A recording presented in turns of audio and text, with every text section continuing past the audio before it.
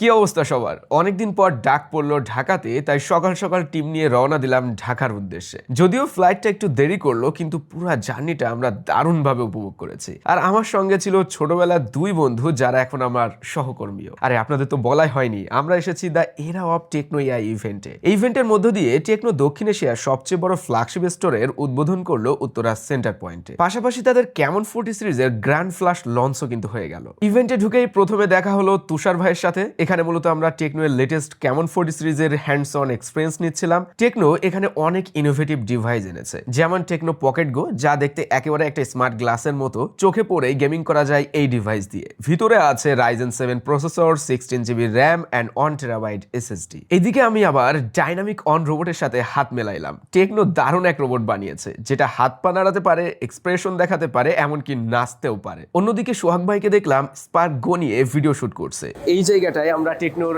একটা ফোন দেখতে পাচ্ছি, যেটা কিনা ওয়ার্ল্ডের ভিতরে এখনো পর্যন্ত স্লিমেস্ট ফোন।